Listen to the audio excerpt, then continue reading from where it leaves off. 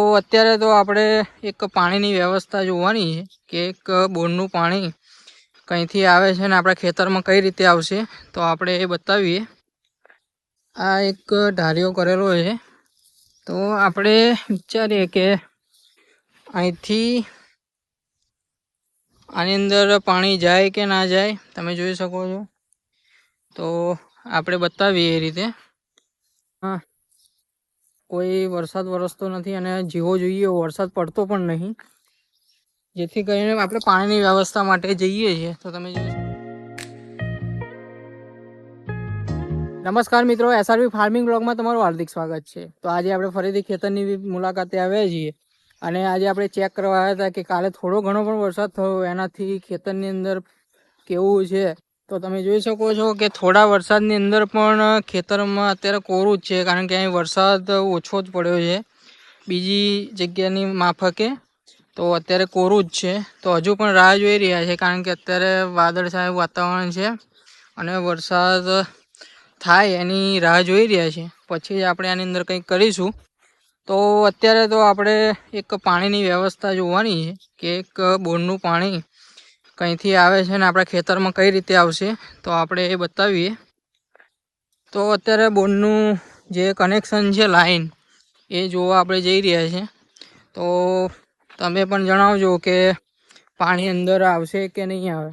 અને તમે જોઈ શકો છો કે અત્યારે વાંદરાનો પણ આવી ગયા છે અને વાંદરા આ જગ્યા પર જોવા મળે છે। તો તમે જોઈ શકો છો કે વાંદરા તમને બતાવું હું, તો વાંદરા નજીકમાં જ છે। વાંદરા પ્રોબ્લેમ રહ્યો છે વાંદરામાં, અને તમે ખેતર પણ જોઈ શકો છો કે અત્યારે કોરું જ છે, પાણી સહેજ પણ નહીં અને આપણે કનેક્શન માટે જ આવ્યા છે। તો તમને બતાવીએ તો વાંદરાનો પ્રોબ્લેમ ઘણો છે અને વાંદરા જોવા મળે છે, તો તમે જોઈ શકો છો। તો અત્યારે આપણે આવ્યા છીએ, તમે જોઈ શકો છો શું છે આ વસ્તુ, કોઠા। તો તમે બતાવીએ આગળ, અને આપણે પાણીના કનેક્શન માટે આવ્યા છીએ। તો આ એક ઢારિયો કરેલો છે, તો આપણે વિચારીએ કે અહીંથી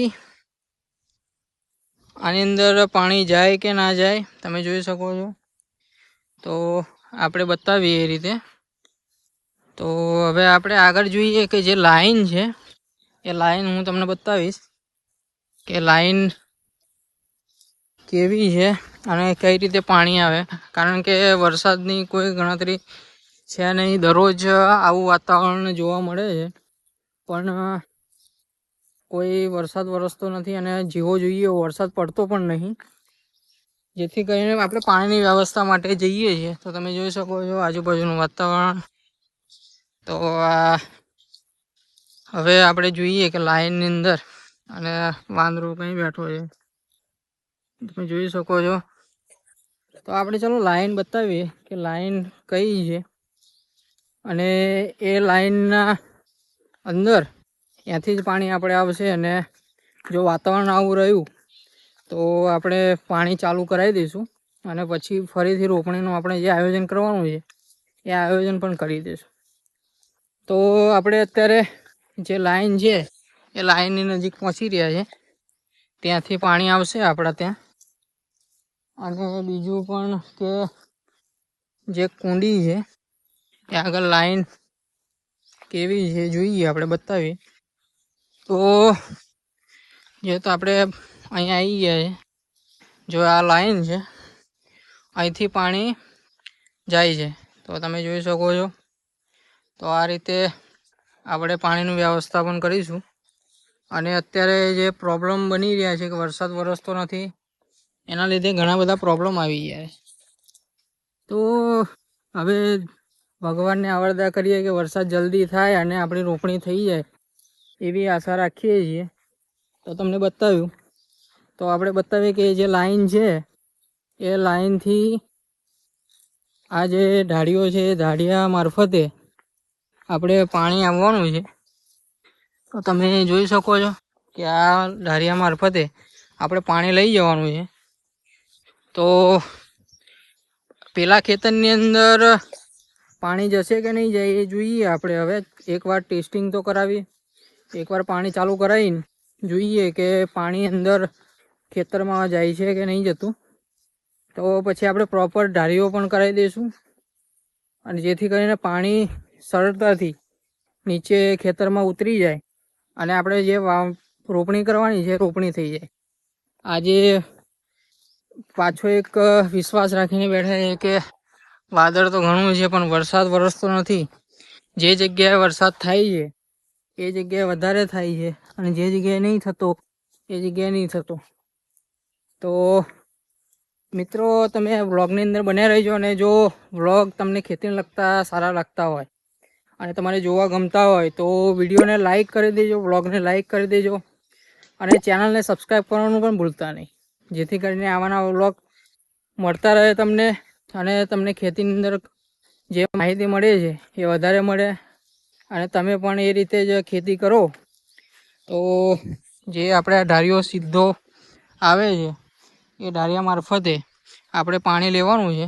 તો આગળ પણ બતાવીએ કે જે જગ્યાએ પાણી લેવાનું છે એ જગ્યાથી શું કન્ડિશન છે, આપણે આગળ શું કામ કરાવવું જોઈએ, ઢારીઓ કઈ રીતે કરાવીશું, તો એ તમને જણાવીએ. તો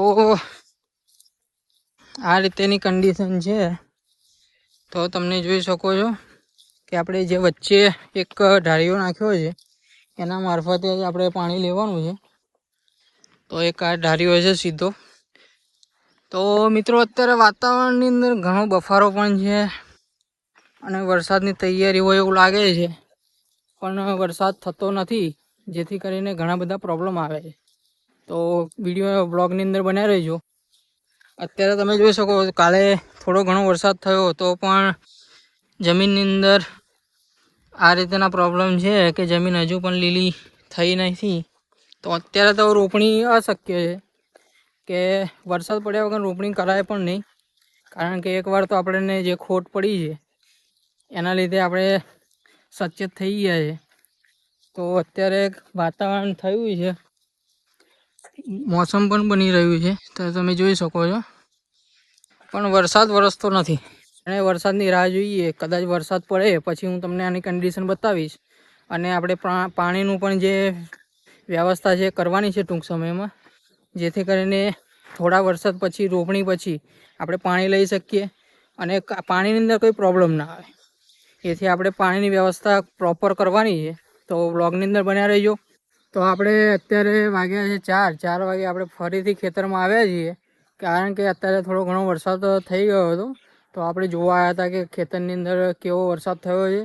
તો અત્યારે તમે જોઈ શકો છો કે તમને અત્યારે નજીકથી બતાવું તો જે આપણે બેડ બનાવ્યા છે ઉપરથી અત્યારે પલળ્યા છે, નીચેથી પણ હજુ એટલું બધું તો વરસાદ પડ્યો નથી કે પાણી આપણે રોપી શકાય એવું.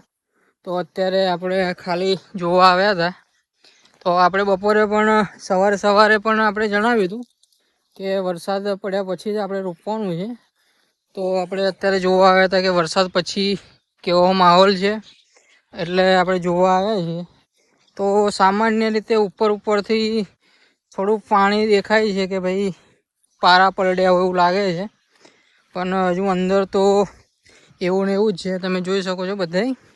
તો આપણે સ્પેશિયલ એટલા માટે જ આવ્યા હતા કે શું છે કન્ડિશન. તો તમે જોઈ શકો છો નીચેથી તો હજુ કોરું જ છે, પણ જે પણ વરસાદ થયો એ સારો થયો. અને જો આજ 2 દિવસ પછી પણ સારો એવો વરસાદ થઈ જાય તો ફરીથી આપણે આની અંદર રોપી શકીશું. તો આ રીતે કન્ડિશન છે બધી. તો તમે જોઈ શકો છો આપણે એટલે બપોર પછી આવ્યા વરસાદ પડી ગયા પછી. તો અત્યારે એટલો બધો તો વરસાદ થયો નહીં જે કરીને આપણે રોપી શકાય, પણ તમે જોઈ શકો છો કે અત્યારે વરસાદના પ્રમાણે ઉપરથી પલળ્યું છે. મતલબ કે હવે જો વરસાદ 2 દિવસ થઈ જાય તો આપણે આની અંદર રોપણી કરી શકીશું. તો બસ આટલા માટે જ આપણે આવ્યા હતા. તો જો વ્લોગમાં તમને સારું લાગતો હોય ખેતીને લગતો, તો આ વ્લોગને લાઈક કરી દેજો અને ચેનલને સબસ્ક્રાઈબ કરવાનું ભૂલતા નહીં, જેથી કરીને આવાના વ્લોગ તમને મળતા રહે. કારણ કે આ રીતેની બધી કન્ડિશન છે, તો ચેનલને સબસ્ક્રાઈબ કરવાનું ભૂલતા નહીં, જેથી કરીને રેગ્યુલર તમને વ્લોગ મળે. અમે રેગ્યુલર વ્લોગ બનાવીએ. તો આ રીતની કન્ડિશન છે. તમે જોઈ શકો છો વાંદરા બેઠા છે અત્યારે, અને આ જગ્યા પર વાંદરાની હેરાનગતિ તો છે જ.